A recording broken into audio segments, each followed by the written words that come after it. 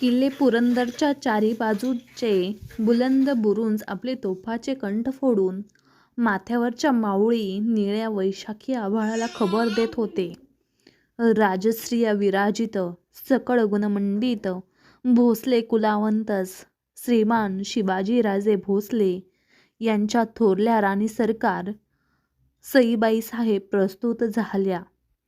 पुत्ररत्न प्राप्त झाले आणि ती खबर ऐकून किल्ले पुरंदरच्या सगळ्या राऊळातील देव आपोआप सोयरात पडले होते. पुरंदरच्या सदर महाला बैठकीवर बसून जिजाबाई खलितांचे मायने सांगत होत्या. समोर बसलेले बाळकृष्णपंत हनुमते ते मायने आणि मजकूर कागदावर उतरून घेत होते.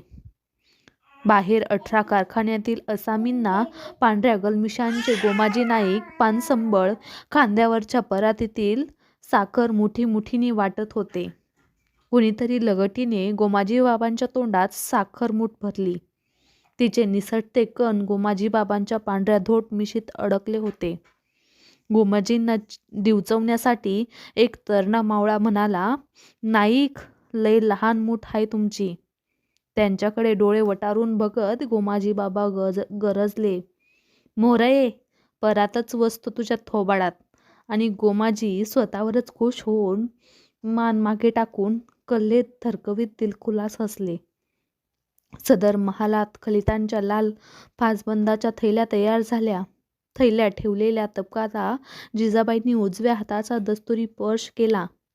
सदरेच्या भिंतीशी उभ्या असलेल्या खबरगीरांच्या पथकातील एक एक खबरगीर सामोरे आला. आऊसाहेबांना मुजरा करून आणि बाळकृष्णपंताच्या हातून आपापली थैली घेऊन बाहेर पडू लागला. फलटण, तळबीड, सिंदखेड, बंगरूळ, चौक चौहाटा त्या थैल्या जाणार होत्या. जिजाबाईंनी शेवटची थैली आपल्या हातात घेतली. त्यांच्या समोर मावळपट्टीतील नामांकित खबरगीर विश्वास नानाजी मुसेखोरकर उभा होता. त्यांच्या हातात ती थैली देत जिजाबाई म्हणाल्या, विश्वासराव, जातीनिशी ही थैली राजांना रुजू होईल असे कर. आमचा सांगावा सांग की जरूर निघून येणे. पुत्ररत्न प्राप्त झाले. जी म्हणत विश्वासरावाने थैली धरला हात आपल्या माथ्याला लावून जिजाऊंना मुजरा भरला. विश्वासराव सदर महालाबाहेर पडला. धावणीची वाट बिनघोरी आहे की नाही हे टेण्यासाठी जासुदांचा नाईक बहिर्जी राजांच्या घोडदळापुढे एक मजलेवर दौडत होता. सुपे जवळ आले. बहिर्जींच्या घार नजरेला एक स्वार सामनेच दौड घेत येताना दिसला. झटकन बहिर्जीने आपल्या उजव्या तळहाताची झड कपाळावर चढवली. डोळे बारीक करीत त्या स्वाराचा कानोसा घेतला. त्यांच्या घोड्यावरची मावळी जिनाची खून चांगली पडताच त्या टाच मारून धूळ फेकीत आपला घोडा एकदम पुढे काढून दौडत्या टापेने त्या क्षणात स्वाराला गाठला. बहिर्जीला बघताच समोरचा विश्वास पायउतार झाला. काय खबर आहे विश्वास? मुजरा घालणाऱ्या विश्वासला बहिर्जीने लगोलग चाचपून पाहिलं. लय नामी खबर हाय नाईक. दण्यासनी बाळकिसन झालं. पुरंदावरनं मासाहेबांची थैली घेऊन आलो ह. विश्वासने आपला दाटला उत्साह तळपत्या डोळ्यांनी फोडला. धन्यांचं बाळकिसन? कव्वा? भले रे माझ्या बादरा. म्हणत बहिर्जींनी मान मोडून जिन्यावरून खाली लटकी छलांग घेतली. आपण राजांच्या खबरगीर खात्याचे नाईक आहोत. विश्वास एक मामुली खबरगीर आहे हे विसरून बहिर्जीने सरसे होत विश्वासची थेट उरभेट घेतली. त्यांचे खांदे थोपटले. वळीव पावसाचा मारा होणार ही इशारा देणारा भन्नाट वारा सुटला होता. लगबगीने बहिर्जीने आपल्या घोड्याचा मोहरा मावळा वळवला.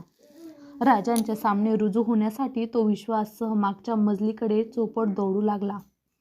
राजांचे घोडदळ नजरटप्प्यात येताच त्या दोघांनी आपल्या जनावरांची धावणी कदमबाज केली. धीम्या चालीची घोडे येऊन राजांच्या समोर आले. पायउतार होऊन दोघांनी झटक्यात राजांना अदब मुजरे रुजू केले. राजांच्या पाठीवर कायदे आखडलेल्या घोडदळाचे मावळे श्वास रोखून उभे होते.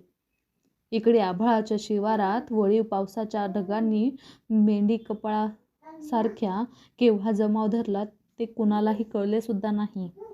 राजे कुमेत जातीच्या तपकिरी उमद्या जनावरांवर मान बुलंद बैठक जमवून बसले होते. घोड्याचे भगवे रेशमी कायदे त्यांनी आपल्या अंगठीधारी सडक बोटांनी आखून धरले होते. कपाळीचे 2 तलाचे आडवे शिवगण, छातीकडे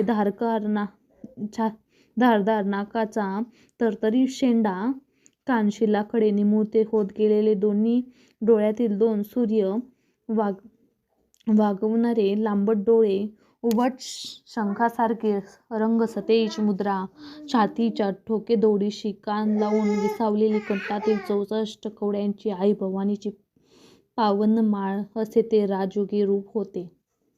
धावणीत घोड्यांच्या टापाखाली उसळलेली तांबड धूळ त्यांच्या पांढऱ्या शुभ्र टोपावर आणि काळ्याशार दाढीवर उतरून सार्थकी लागली होती.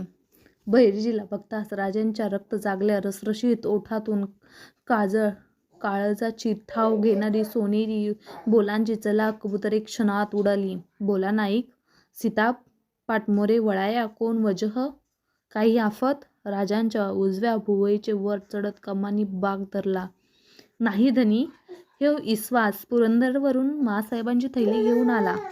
लय खुशीची खबर हाय. थोरल्या राणीसाहेबांसनी बाळकिसन झालं. धाकलं धनी आलं. कलच्या बेस्तरवारी. असं? जगदंब जगदंब. राजांच्या कपाळीचे शिवगंध सईबाईंच्या सावळ्या मुद्रेच्या आठवणीने क्षणभर आकसले. नकळतच त्यांच्या हाताची सडक बोटे छातीवरच्या माळेतील सफेद कपड्यांवरून फिरली. दुसऱ्या क्षणी आपल्या तळहाताचा भार जिनावर टाकीत राजे मान मोडून घोडाउतार झाले.